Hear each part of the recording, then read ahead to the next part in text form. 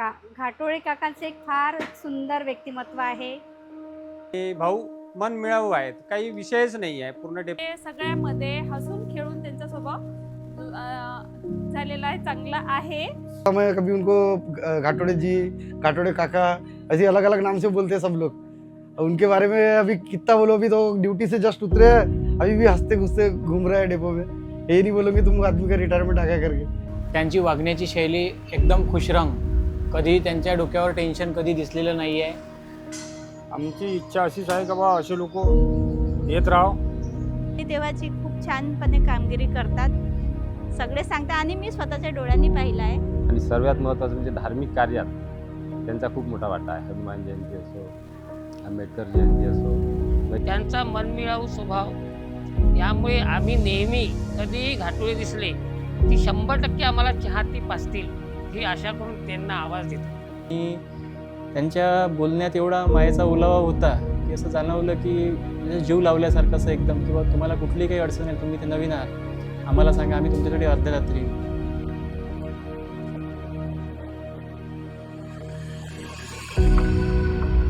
कोणी मदत न करता एकदम धावून येणं, दवाखान्यापर्यंत पोहोचवणं, प्राण वाचवणं, इतक्यापर्यंत माझ्यासोबत त्यांनी खूप सुंदर हे केलं आहे, खूप सुंदर काम केलं आहे.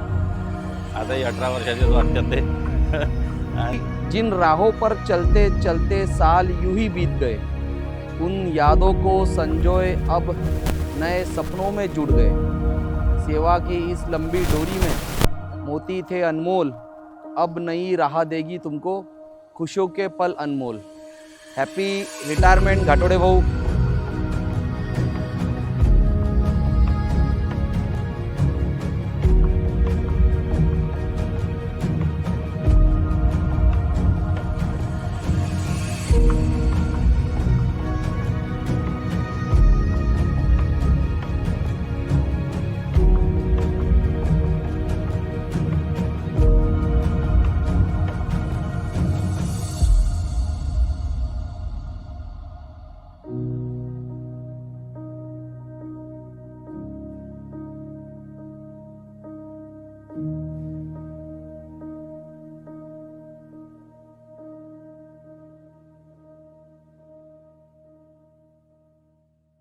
मुसाफिर हूँ यारों, ना घर है ना ठिकाना.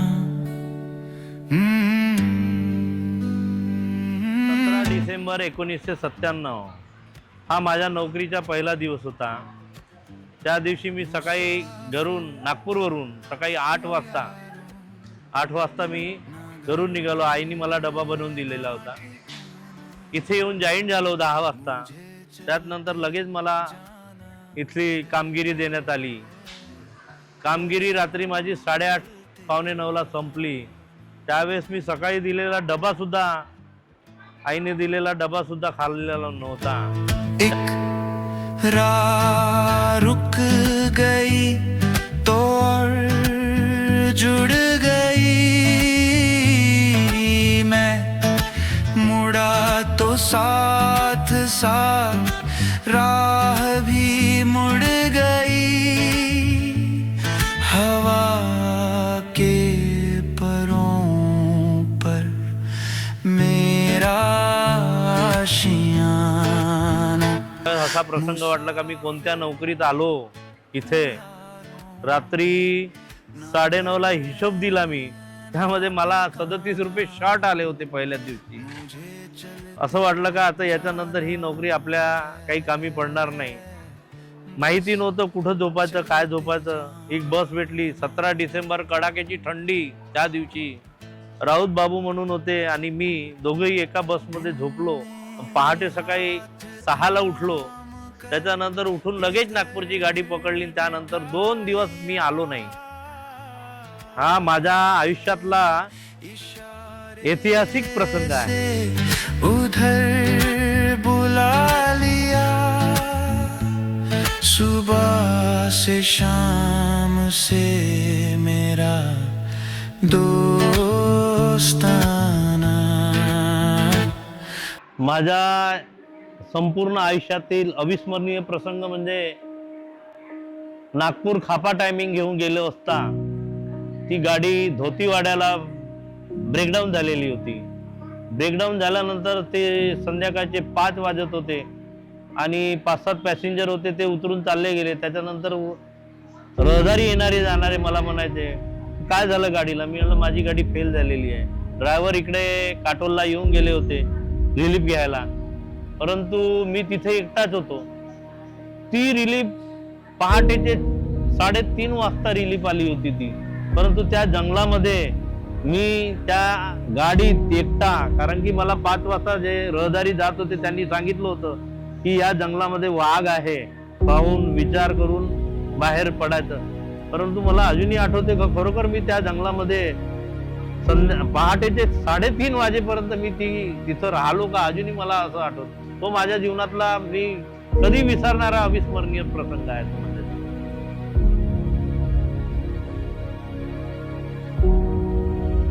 मेन रूट होता आवडीचा माझ्या शेगावनी मला खूप पॉप्युलर केलं आणि मी आजही तागायत जर शेड्यूल माझ्या डेपोतला शेड्यूल बंद झाला तो शेगाव, नाही तर मी आजही तागायत शेड्यूल जर चालू असता तर मी शेगाव टायमिंगवर हप्त्यातून तरी 1 दिवस तरी त्या टायमिंगवर गेलो असतो. कारण त्या टायमिंगनी मला खूप शिकवलं. तात्यावानी म्हणून मला एक मित्र मिळाले होते, त्यांनी मला खूप, म्हणजे त्यावेळेस मी त्यांच्यासोबत खूप वयाने लहान होतो. ते रिटायर झाले, 10 वर्ष झाले रिटायर होते, पण आजही तागेत त्यांचे माझे संबंध आहे. पण कधी कधी मला ते मार्गदर्शन, चांगलं मार्गदर्शन करायचे ते, आणि त्या मार्गदर्शनातूनच मी माझी वाटचाल सुरू ठेवली आणि इमाने एकबारे काम करत राहिलो. म्हणून मी आज एसटी या कंडक्टर या पदावर मी शेवटच्या दिवसावर निवृत्त होत आहे, त्याचं मला समाधान आहे.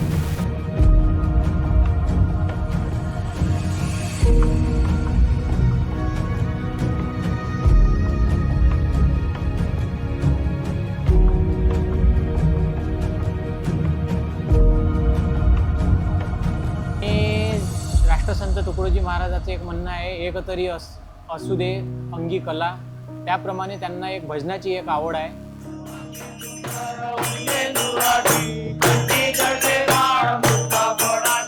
जय देव जय देव जय मंगल मूर्ती ओ श्री मंगल मूर्ती, दर्शन मात्रे मान गणे मात्रे मान कामना पूर्ती. जय देव रत्नाकरचा वारा रुपवरी तुम्हा, चंदनाची रोटी कुमकुम केसरा, हे जय मुद्रा जोग सोबार हे बोळ्या शंकरा, हे बोळ्या शंकरा, हे बोळ्या शंकरा. इदा पार्वती हरवला हर हर महादेव. सण उत्सवाच्या वेळेस तर आमच्या एसटी 365 दिवस आम्हाला ड्युटी करावी लागते. कारण का आम्ही जर ड्युटी केली नाही तर काही लोकांचे सण उत्सव होऊ शकणार नाही. कारण की ज्या गावी त्यांना त्यांच्या माहेरी जावं लागते, कुणाला आपल्या ड्युटी अवर्समधून घरी यावं लागते, तर त्यांना सोडण्यासाठी साधन म्हणजे एसटी लालपरीच आहे. आणि त्याच्यासाठी आम्हाला त्या दिवसावर आम्हाला ड्युटी करावी लागते. परंतु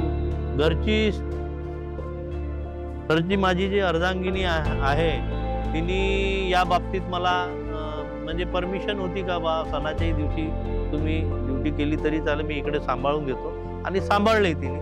आणि सगळ्या गोष्टी पूजापाठ वगैरे वेळेवर सगळी मी तयारी होऊन जात होती, आणि त्यावेळेस मग मी पूजा वगैरे करून आपला सण आमचा व्यवस्थित होतो.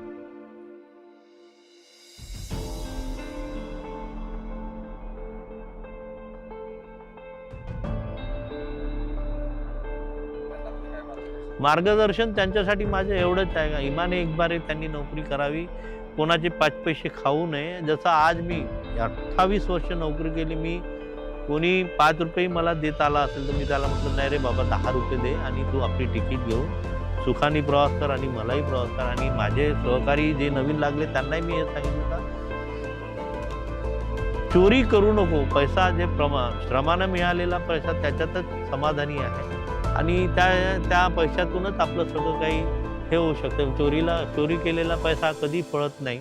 आणि त्यांना नवीन मुलांना सांगितलं का बा आता सध्या तुमचा पगार वगैरे व्यवस्थित आहे आमच्या पगारापेक्षा, तर कमीत कमी दर महिन्याला RD म्हणून असे 5,000ची तुम्ही जर इन्व्हेस्टमेंट केली तर तुमच्या येणाऱ्या 18 ते 20व्या वर्षात ज्यावेळेस आपला मुलगा कॉलेजमध्ये जातो त्यावेळेस त्यावेळेस कोणासमोर हात फैलवायची गरज पडणार नाही. हा जो पैसा आपण 18 वर्ष जमा करू त्या पैशामध्ये आपल्या मुलाचं शिक्षण चांगल्या पद्धतीने करू शकू अशी बरेचसे जणाला मार्गदर्शन केलं. त्यातून काही लोकांनी ते आत्मसात केलेलं आहे. मला म्हटलंय काकाजी तुम्ही जे मार्गदर्शन केलं त्याच्यावर आम्ही ते भिशी आरड्या वगैरे काढल्या.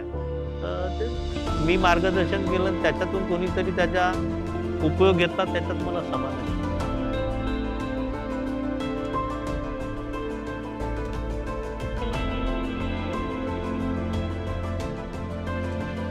या डेपोमुळे मला म्हणजे इतकं पॉप्युलर केलं का मला चांगले सहकारी मिळाले. गजेंद्र फुलपेर सारखा मला एक मोठा भाऊ म्हणून त्यांनी माझ्या पाठीमागे उभा राहिला. तसे बरेचसे आहे, बरेचसे लोक या डेपो बरेचसे लोक आहे. मदनकर बाबूजी आहे, त्याच्यात राऊत साहेब आहे, भांगेजी आहे, त्याच्या आधी चडोकरजी म्हणजे रिटायर झालेले लोक आहे बरेचसे असे माझे मित्रमंडळी. त्यांनी खूप मला सहकार्य केलं आणि मी शून्यातून या काटोल डेपोमध्ये म्हणजे शून्यातूनच आलेलो होतो.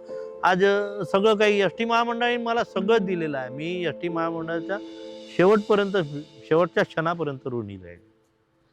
या जन्मावर या जगण्यावर शतदा प्रेम करावे, शतदा प्रेम करावे, शतदा प्रेम करावे. या जन्मावर या जगण्यावर शतदा प्रेम करावे. या जन्मावर या जगण्यावर शतदा प्रेम करावे. जय गजानन.